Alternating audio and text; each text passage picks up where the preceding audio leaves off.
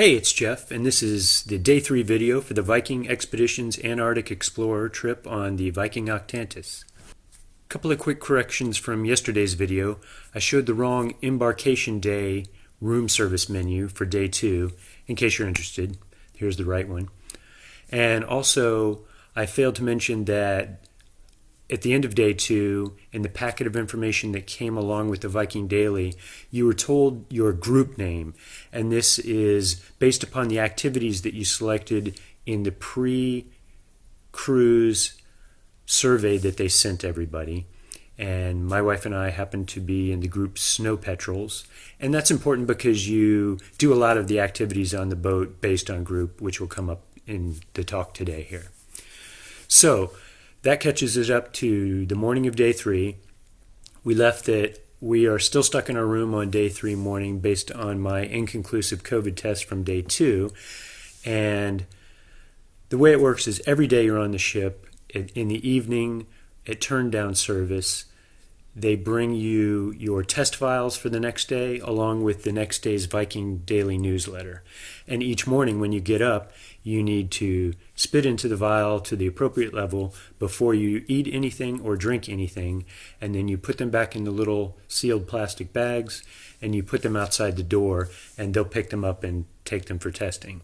So this happened for us on Day 3, just like everybody else, and we had to wait, unfortunately, until we got a result before we could leave the room. So we spent most of the morning and early afternoon watching TV in the room.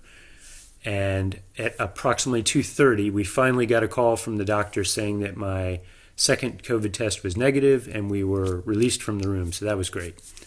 So we immediately left the room and did a bunch of exploring around. We had to do a little bit of catching up, so we went down to the explorer's desk to see what we had missed. And it turns out that morning they had by group done the biosecurity check meetings, and that is basically any gear that you have brought with you that is not brand new, bought for this trip, needs to be taken down and checked for seeds or anything else that could contaminate Antarctica. So they vacuum the pockets of all your jackets and anything that you bring with you. My wife and I are from Florida, so we had no cold weather gear, so everything of ours was brand new, so that wasn't a concern. And the second thing we missed that morning was the mandatory IOTA meeting, and this is the International Association of Antarctic Tour Operators, and it's an organization that Viking belongs to. And it basically, the briefing went through all the things you need to do to be careful not to contaminate Antarctica or to interfere with any wildlife or any plant growth on Antarctica. So a lot of kind of going over rules and regulations and things to watch out for.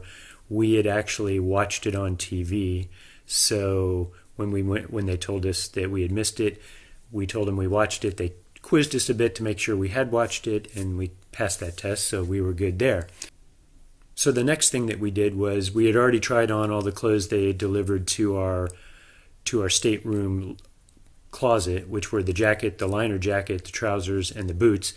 And anything that didn't fit, there was a scheduled time in the Viking Daily to go down in Day 3 and get it traded out. So we did that. I had a number of things that were wrong sized, and there were a good number of people down there, and basically they quickly got it all organized and got everybody the right jackets and liners and trousers and boots in appropriate size, and you could try everything on and check it all out.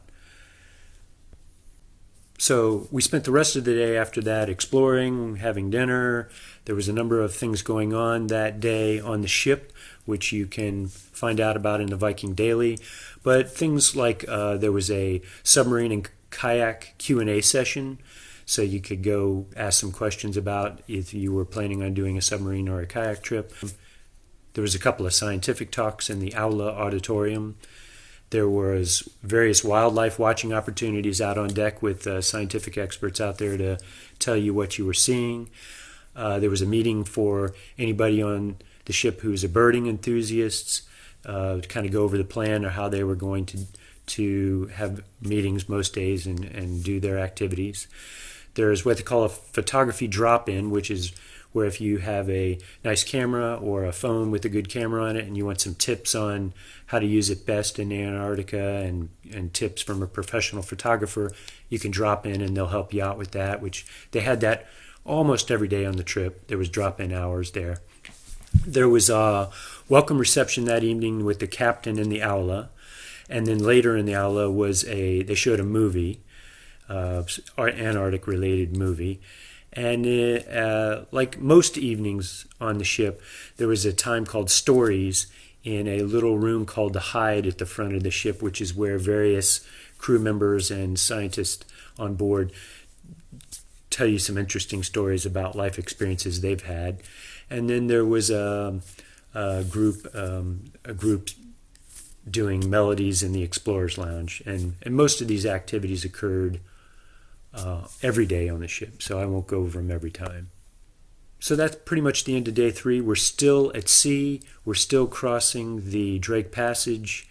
Tomorrow we arrive in Antarctica, but we'll pick that up on the day 4 video coming up next.